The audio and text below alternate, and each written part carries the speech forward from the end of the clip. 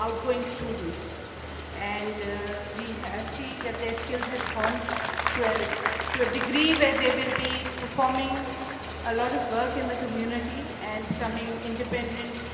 entrepreneurs maybe, or getting jobs in various industries.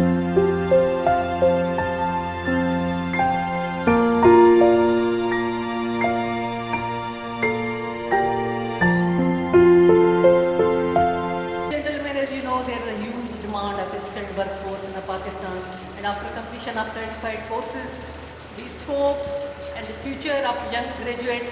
from the private sector would be not only in Pakistan but in the Gulf countries,